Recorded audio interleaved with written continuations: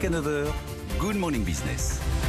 Et à 7h44, on va parler de l'organisation des salons et des congrès avec Pablo Naclet-Cerruti, directeur général de Viparis, le leader européen de l'accueil de ce genre d'événements. Bonjour Pablo Naclet-Cerruti. Bonjour.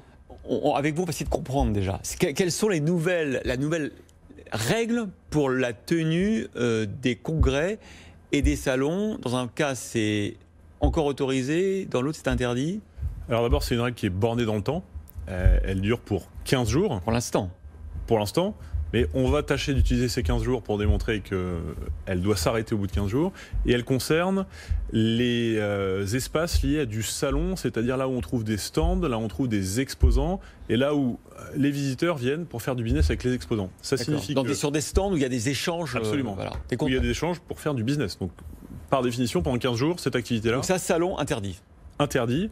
La partie congrès, c'est-à-dire un speaker qui vient sur une scène pour délivrer soit un message, soit un discours, et des réunions en commission, en sous-commission, essentiellement dans le domaine médical, sont autorisés. Vous êtes en accord avec ça? Vous avez organisé un événement il n'y a pas longtemps, ça s'est bien passé? Alors, depuis le mois de septembre, nous on a reçu une 50aine d'événements.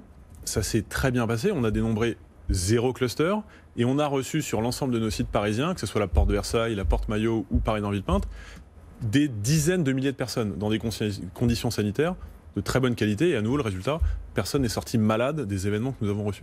Alors pour être très concret, par exemple, au cours des 15 prochains jours, le congrès des notaires Porte-Maillot aura bien lieu. Après-demain. En revanche, le salon TPE sera annulé. Annulé, absolument. C'est aussi simple que ça.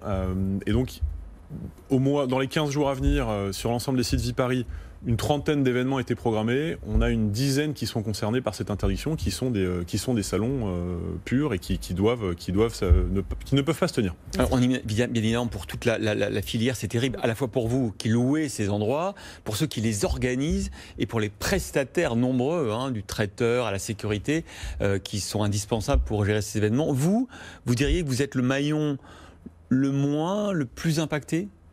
Je crois qu'on est tous dans le même bateau. C'est-à-dire que ça fait depuis le mois de mars que cette filière vit de manière un peu chaotique, avec une interdiction qui a démarré au Salon de l'Agriculture. C'était une des premières interdictions liées aux craintes de la pandémie. Et une filière qui n'est toujours pas autorisée à fonctionner à nouveau correctement. Alors, des protocoles sanitaires, on en a, ils existent. On n'a sans doute pas été assez loin dans la démonstration de capacité à réguler des grands rassemblements. À nouveau, charge à nous désormais d'aller démontrer à la fois au gouvernement et à la préfecture de police notre capacité à réaliser l'ensemble de ces rassemblements dans de meilleures conditions. Vous avez jusqu'ici fait appel à des mesures de soutien de l'État, le chômage partiel, les PGE, ce genre de choses? Oui, alors à l'échelle de la filière, l'ensemble de la palette disponible sont utilisées, chômage partiel énormément, PGE dans certains cas, et puis exonération de charges patronales pour la période de fermeture administrative. C'est à peu près les trois mesures qui sont les plus largement utilisées. Et Stéphane Manigol nous disait hier, il faudrait, pour ceux qui ont pris un PGE, annuler les dettes. Est-ce que ça vous semble une solution efficace par rapport à l'incertitude de ces prochains mois, ou est-ce que c'est complètement hors sujet?